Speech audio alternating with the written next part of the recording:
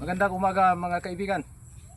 Tuloy po tayo sa ating pag-aalaga ng ating tanim na ampalaya. No, sa nakikita nyo, gumagapang na at sinikap natin na matapos natin ang paglagay ng kanyang trellis. So ngayon, panahon naman na mag-spray tayo. Yung ginamit natin, ito, foliar, no? Foliar.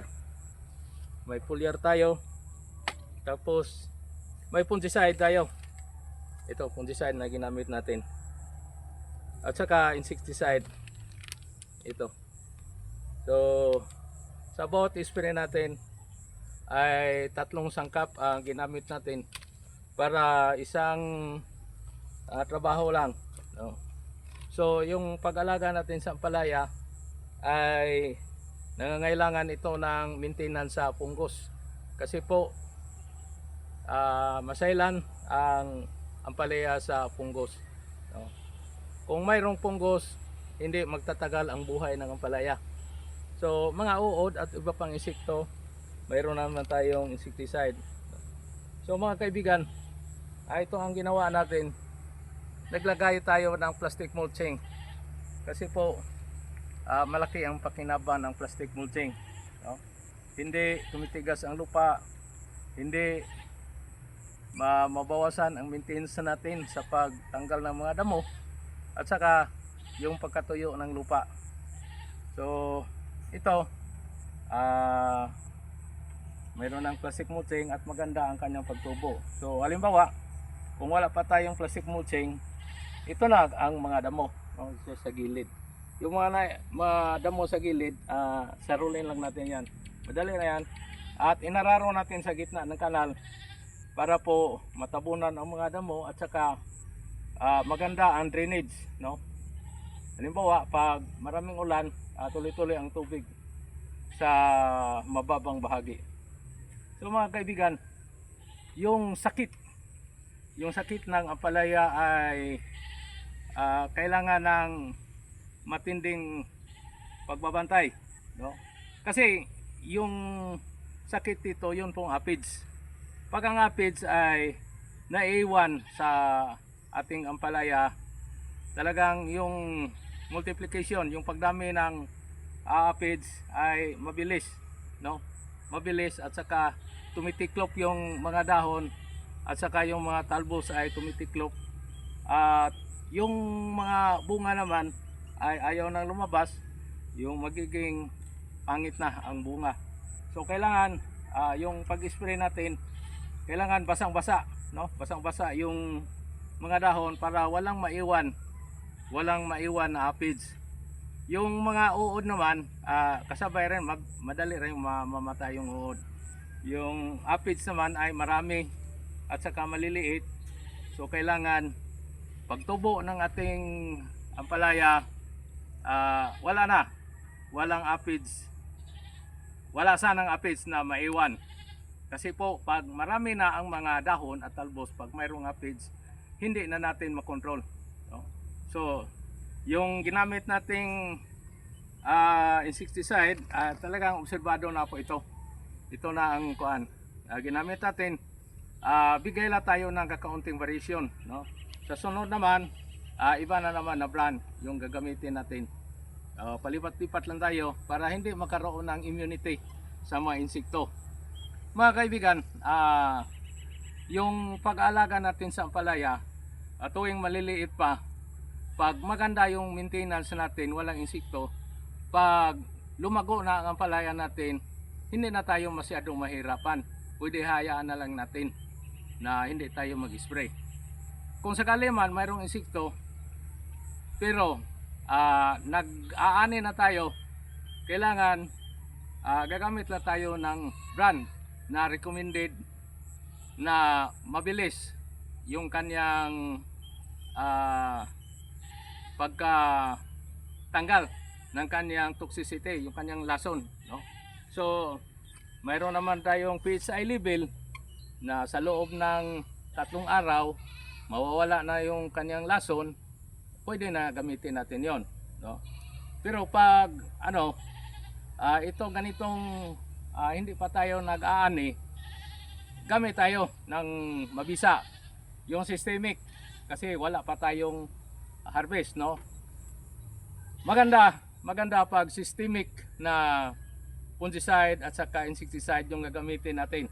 Kasi po pag mayroong portion ng mga dahon na hindi natin matamaan, ay maano na ito, masakop na ito sa lason, kasi systemic po, systemic yung ginamit natin. So yung ginamit natin yung red, yellow at saka red, systemic yun.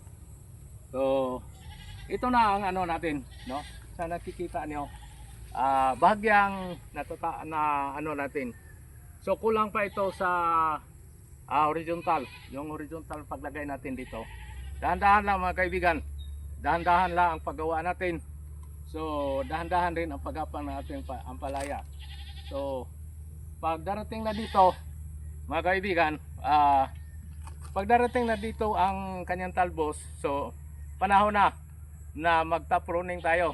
Halimbawa dito, pag nakaabot na dito, top pruning tayo. Puputulin natin ito, no, yung mga dulo, puputulin natin. At saka yung lumalabas naman na mga talbos, yung huling lumalabas dito sa mababang bahagi ay tatanggalin natin. So dahan-dahan lang, no? Pag mayroon nang lumalabas dito mga nahuhuli, tanggal na naman tayo. So maglagay tayo dito ng horizontal at saka mag-iwan tayo ng tangkay dito na dito gumagapang, no? So yung paraan natin, pagapang tayo dito, no? Pagapang tayo dito para madali tayong mabilis tayong magkaroon ng mga bunga. Sa iba naman, no, kinuha nila, so sa itaas na sila nagpagapang. So yung sa atin dito, mag-iwan tayo ng talbos kasi maglagay tayo ng tuhain dito horizontal, no? Mag-iwan tayo, magbawas tayo ng talbos pero mag-iwan tayo. So control ang paraan natin sa pag iwan o sa pagkaroon ng mga talbos, no? So ito mga kaibigan, yung paghanda sa lupa. So pagtatanim natin, naglagay tayo ng organikong pataba dito, no? Lagay tayong organiko at saka komersyal triple 14. So ito, ang susunod nating maintenance natin dito ay drenching, no? Drenching, magtutunaw tayo ng calcium nitrate, urea at saka potassium. Okay. So dito mga kaibigan, yung paghanda natin dito ay may nauuna tayo, no? Dahan-dahan. Ito, nauna ito. So huli ng kunti. Okay. So nagkaroon ng mga bulaklak. Nagkaroon ng bulaklak. So mga kaibigan, ito na ang nagawa natin ngayon. So ito, maganda pag ang mga kamagsasaka natin ay mayroong gulayan, may palayan, may prutasan. So variation lang ginawa natin mga kaibigan. Sana po ay magugustuhan nyo itong project natin ngayon. At saka mag-share kayo sa mga kaibigan natin, sa mga viewers at subscriber. Tulungan natin ang ating gobyerno, ating Department of Agriculture na yung paraan natin ay kumalat ito sa mga magsasaka, no? Mayroon mang ibang paraan, pero talagang yung paraan natin ay subok na ito, obserbado na ito, at ilang bisis na natin itong inulit. Maganda naman. Yung variety natin mga kaibigan ay tatlo ito, no? Mayroon tayong Trident ng Condor, mayroon tayong Santa Rita dito, Santa Rita ng Kaniko, at saka Galaxy Max ng S2S. So tatlong variety ito pinaghalo natin dito. So maganda naman ang performance nila.